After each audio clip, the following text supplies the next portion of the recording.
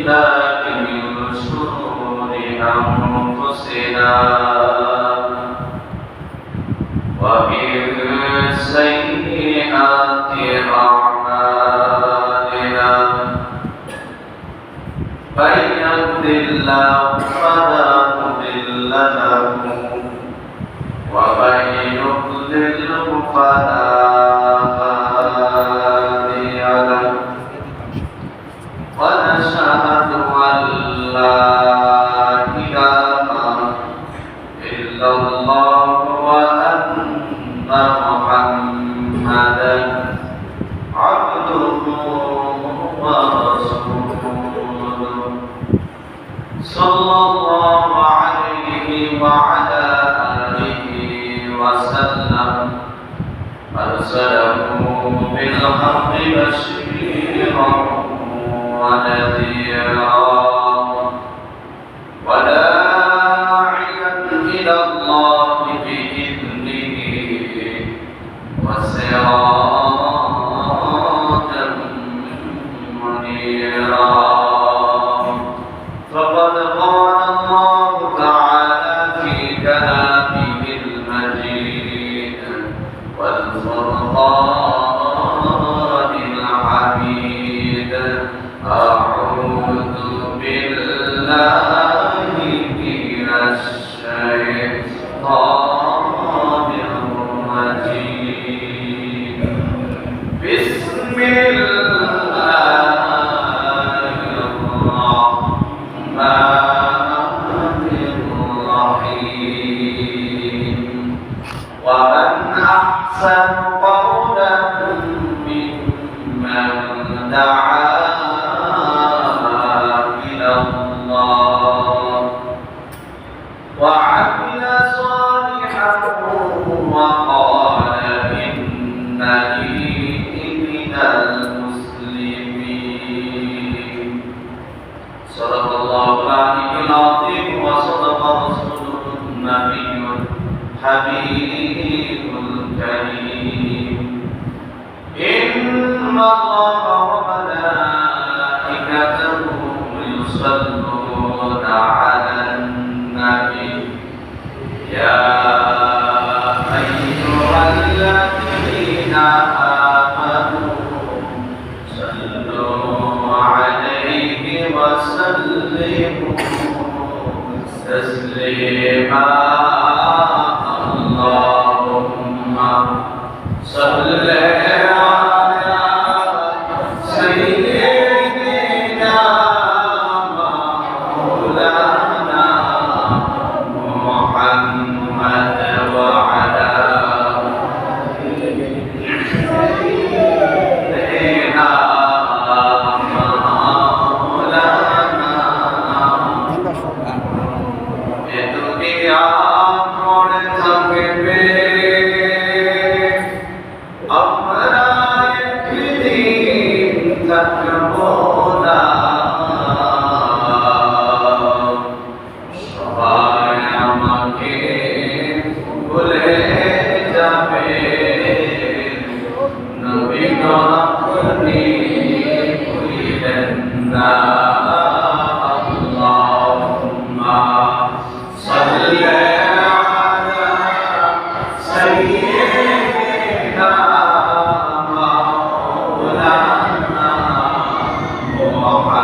محمد وعلى آله سيدنا مولانا محمد لا إله إلا الله لا إله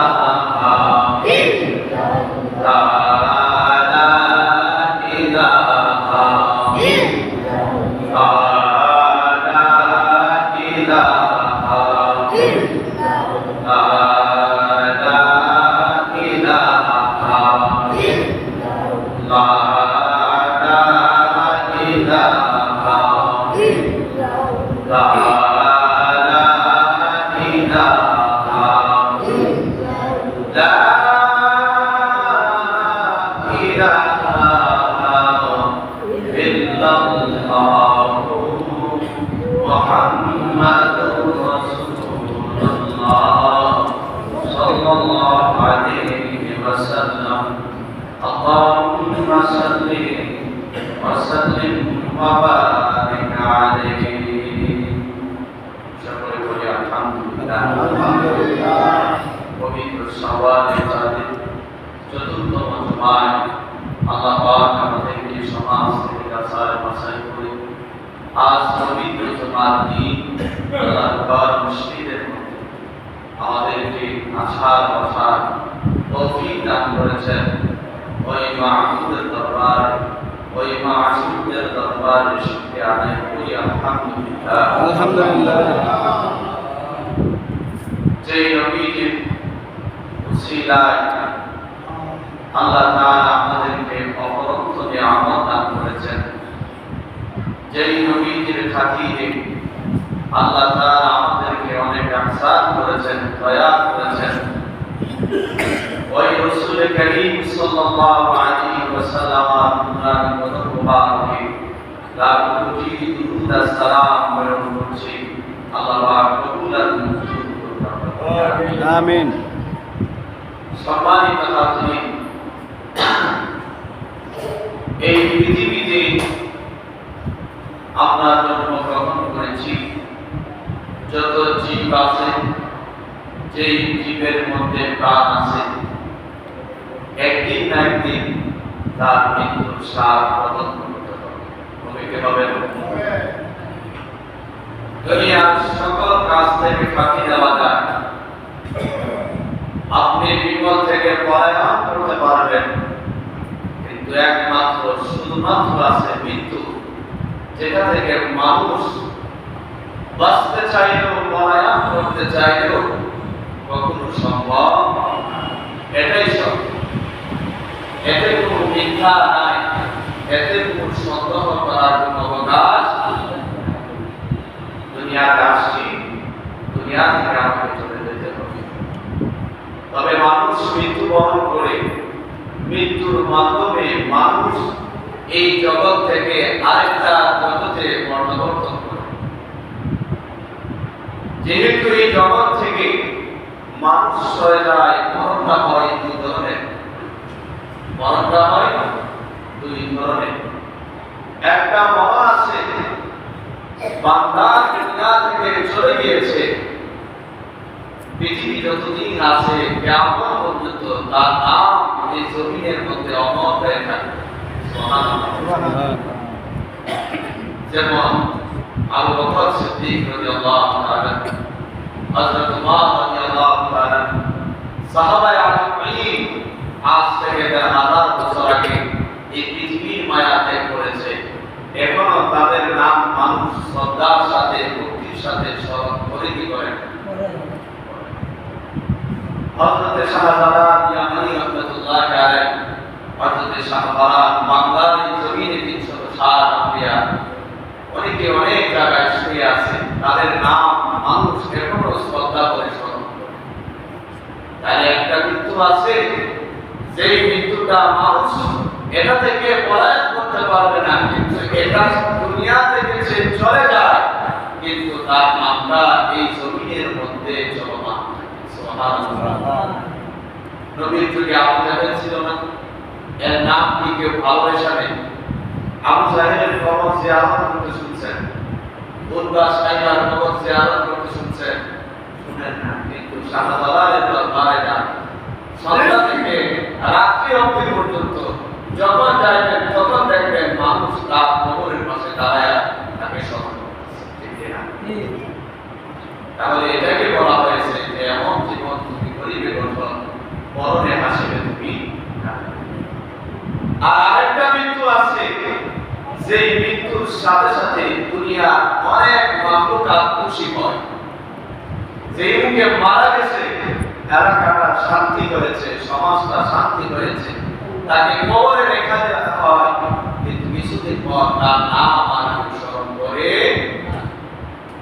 আল্লাহ তাআলা আমাদেরকে, আমরা যেন আল্লাহ তাআলা আমাদেরকে আশরাফুল মাখলুকাত বানিয়েছেন, তার পাশাপাশি আল্লাহ তাআলা আমাদেরকে মর্যাদা সম্পন্ন করেছেন। সুবহানাল্লাহ। ومن أحسن قولا ممن دعا إلى الله যে ব্যক্তি মানুষদেরকে আল্লাহর দিকে ডাকে, আল্লাহর দিকে আহ্বান করে وعمل صالحا এবং নেক কাজ করে এবং বলে وقال إنني من المسلمين নিশ্চয় আমি মুসলমানদের মধ্যে অন্তর্ভুক্ত। আল্লাহ তাআলা সাক্ষী দিচ্ছেন, আল্লাহ তাআলা দুনিয়াবাসীদেরকে প্রশ্ন করতেছেন, বলো তো তাহার চাইতে ভালো বক্তা কে আছে? সুবহানাল্লাহ। অর্থাৎ যেই মানুষটা অপর মানুষকে আল্লাহর দিকে ডাকে, অর্থাৎ আল্লাহ তাআলা মানুষের উপর যে কাজগুলো ফরজ করেছেন, ভালো ভালো কাজের দিকে ওয়া'আমিলা সালিহা এবং নেক কাজের দিকে মানুষকে আহ্বান করে আল্লাহ বলতেছেন, বলো তো এই ব্যক্তি চাইতে ভালো বক্তা আর কে আছে? সুবহানাল্লাহ। আর কে আছে?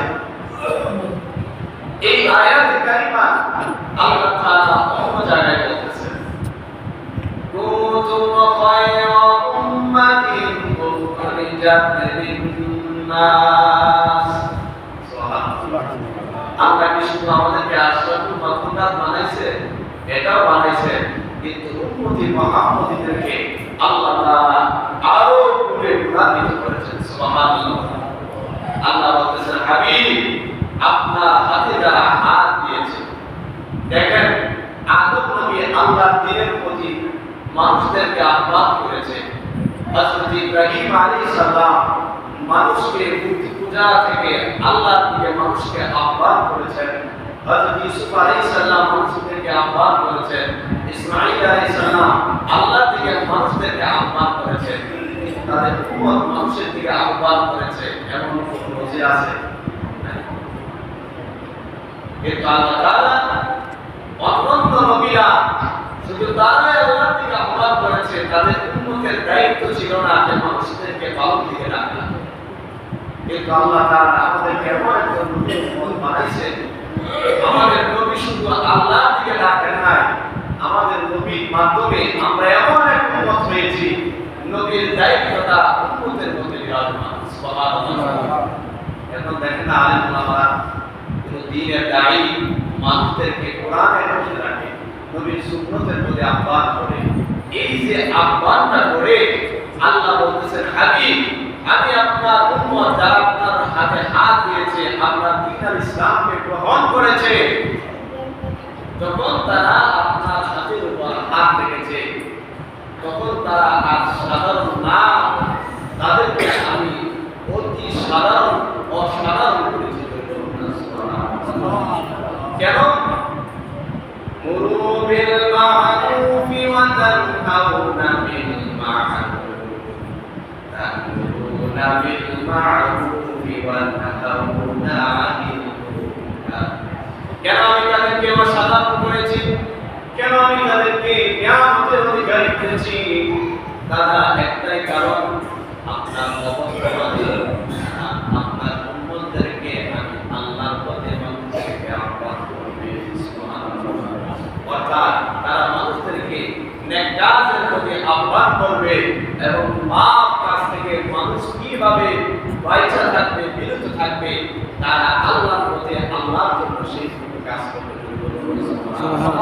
তাহলে উম্মতি মুহাম্মদী শ্রেষ্ঠত্ব লাভ এর পিছনের মহামূল্যবান কারণ হচ্ছে উম্মতি মুহাম্মদী নিজে নেক কাজ করবে এবং মানুষদেরকে নেক কাজের প্রতি আহ্বান করবে, নিজে পাপ কাজ থেকে বিরত থাকবে এবং অন্যকে পাপ কাজ থেকে বিরত রাখার চেষ্টা করবে। সুবহানাল্লাহ।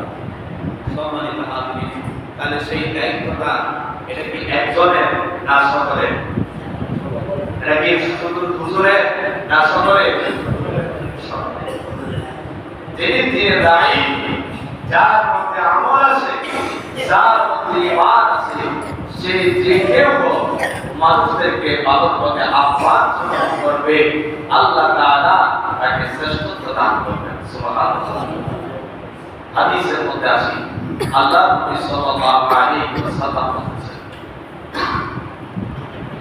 وعنه صلى الله عليه وسلم من دعا إلى هدى كان له من الأجر مثل أجور من تبعه রাসূল করিম সাল্লাল্লাহু আলাইহি ওয়াসাল্লাম বলেন, সৎপথের দিকে আহ্বানকারী যেই মানুষটা মানুষের দিকে আল্লাহর দিকে আহ্বান করেছে, সৎপথে আহ্বান করেছে, তাকে সারা দিয়ে যেই মানুষটা ওই পথ অনুসরণ করবে, আল্লাহ তাআলা ওই বান্দার অনুসরণের নিয়ামত আহ্বানকারী আমলনামা মধ্যে দিয়ে দিবে। সুবহানাল্লাহ, সুবহানাল্লাহ।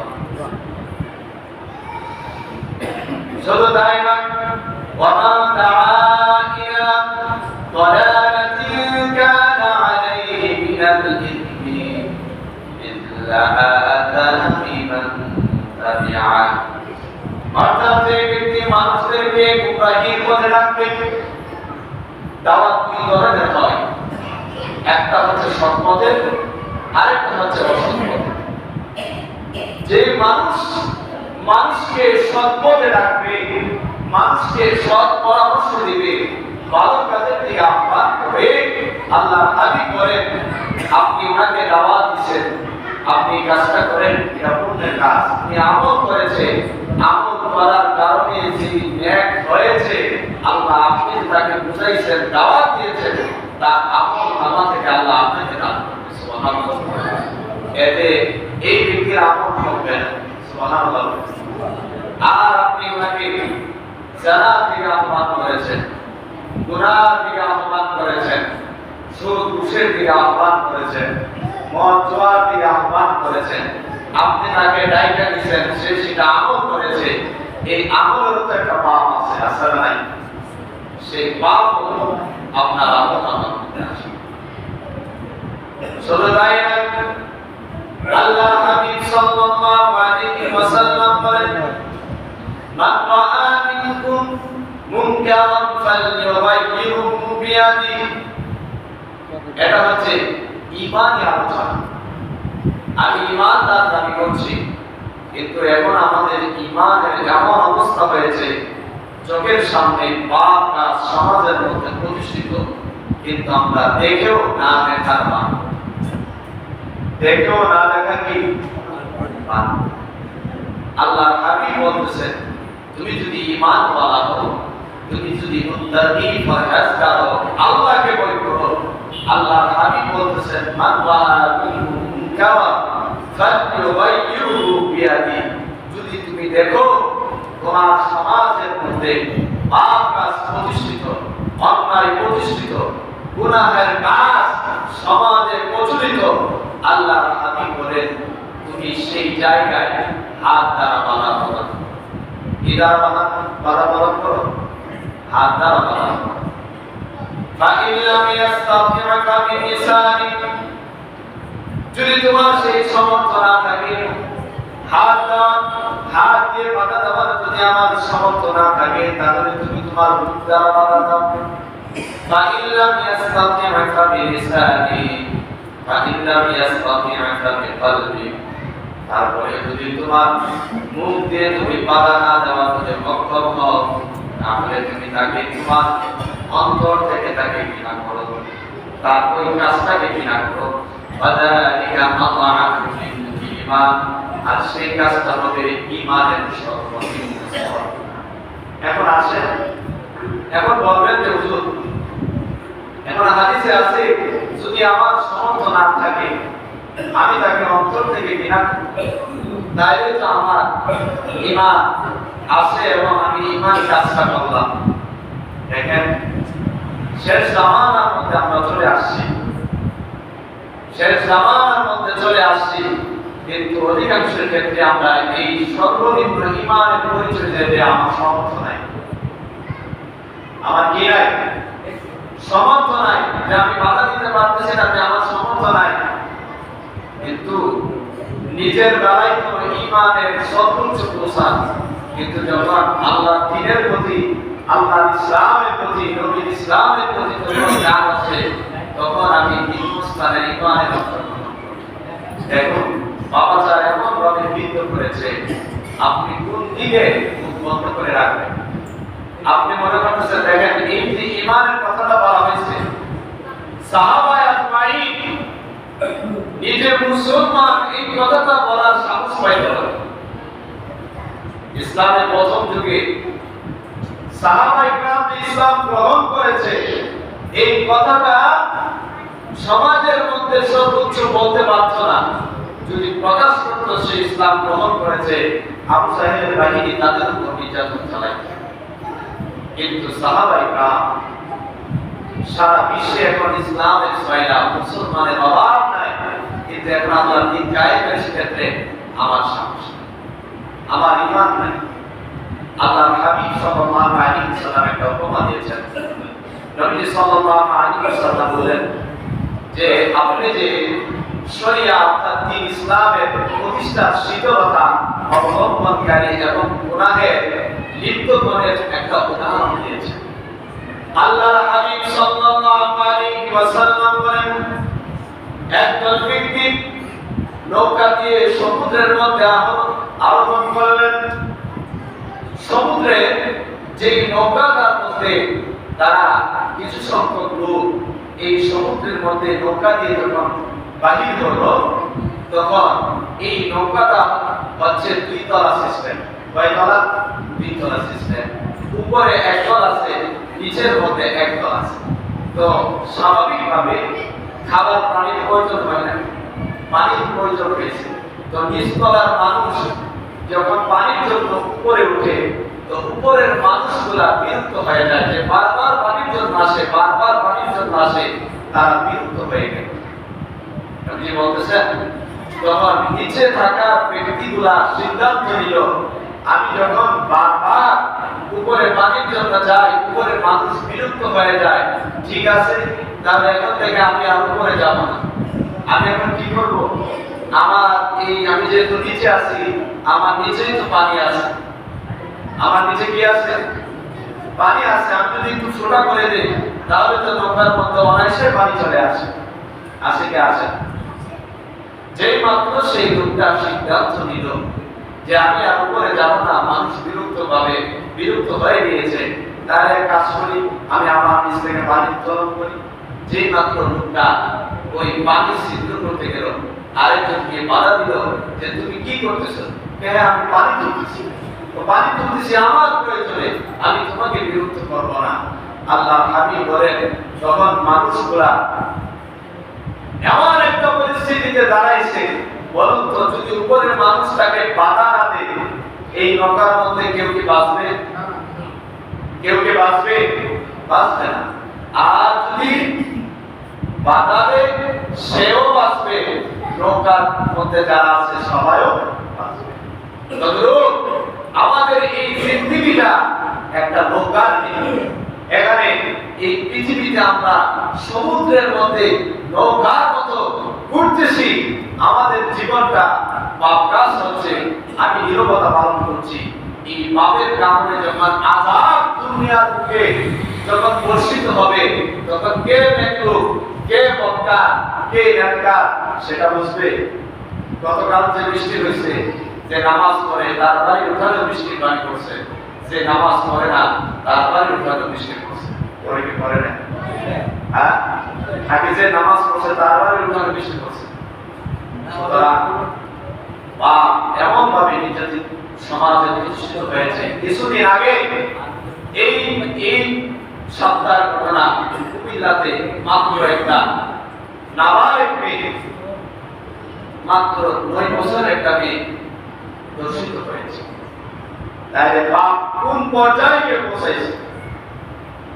আমরা যদি এখন সচেতন না হই, সবকিছু দেখে যদি না দেখার ভান করি, আল্লাহর কাছে সেটার জন্য জবাব দিতে হবে কি হবে না?